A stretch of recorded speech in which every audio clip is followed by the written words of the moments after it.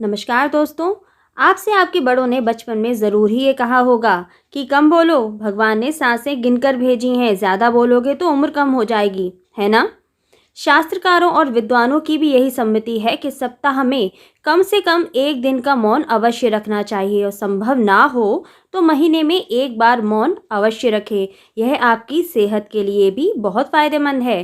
कैसे, आइए पता करते हैं। पहला फ़ायदा ये है कि इससे समस्याओं का समाधान एवं स्वयं से साक्षात्कार होता है।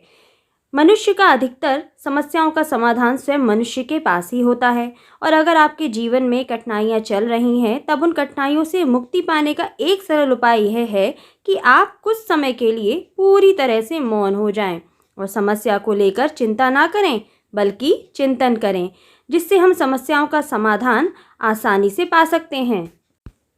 आइए अब दूसरा फायदा सुनते हैं। दूसरा फायदा है आंतरिक शक्ति का बचाव। वैज्ञानिक दृष्टिकोण से भी मौन व्रत रखना अति आवश्यक है दोस्तों। यह हम सभी जानते हैं कि बोलने से शक्ति का ह्रास होता है और जो जितना अधिक बोलता है उसकी एनर्जी उतना ही अधिक समाप्त होती है। एनर्जी को ही आंतरिक शक्ति भी कहा गया है। इस आंतरिक शक्ति को या फिर मानसिक ऊर्जा को क्षीण होने से बचाने के लिए भी मौन व्रत रखना आवश्यक है। अब सुनते हैं इसका तीसरा फायदा।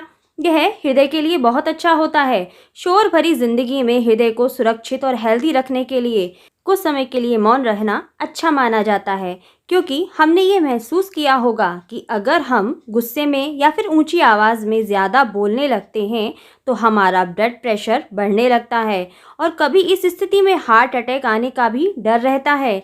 इसलिए शांत रहना हृदय के लिए अच्छा है, क्योंकि शांत रहने से ब्लड सर्कुलेशन अर्थात रक्त संचालन सही रहता है और ब्लड प्रेशर भी ठीक रहता है। आइए अब सुनते हैं मौन रहने का चौथा फायदा। चौथा फायदा है ये एकाग्रता को बढ़ाता है।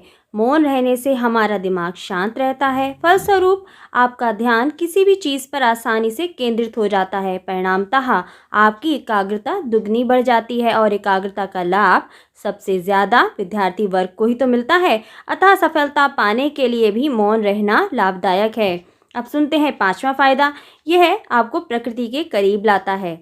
मौन हमें प्रकृति के करीब लाता है। जब आप कुछ ना बोलकर प्रकृति की आवाज़ सुनेंगे तब आप अपने आसपास एक ना खत्म होने वाली बहुत ही पॉजिटिव ऊर्जा को पाएंगे।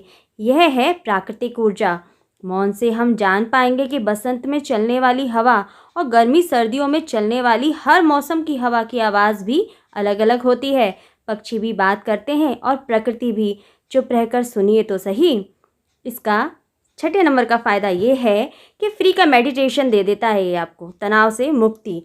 कई रिसर्च के अनुसार भी ये पता चलता है कि मात्र 2 मिनट के मौन से आपका तनाव काफ़ी हद तक दूर होता है। तो सोचिए, लंबे समय तक मौन व्रत करने से मस्तिष्क को कितना आराम मिलेगा। मानसिक रूप से तनाव के मरीजों को हमेशा मेडिटेशन की सलाह दी जाती है।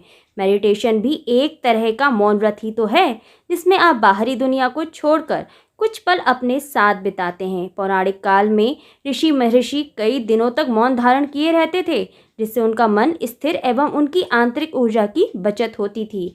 इसलिए दिन भर के तनाव से मुक्ति पाना हो तो बस मौन व्रत धारण करें। इसका सातवां फायदा है भावनाओं पर काबू मिलता है। अगर आप जल्दी रो देते हैं, गुस्सा जल्दी आता है या फिर कुछ ऐसा कर देते हैं जिसे करने के बाद आपको पछताना पड़ता है, तो समझ लीजिए कि आपकी भावनाएं आपके नियंत्रण में नहीं हैं। और जब आप अकेले कुछ मिनट के लिए चुप रहते हैं तो आपका दिमाग आपकी भावनाओं को समझकर उन्हें नियंत्रित करने में आपकी सहायता करता है। अतः भावनाओं की मजबूती और उन पर नियंत्रण पाने के लिए मौन रहना या मौन व्रत आवश्यक है।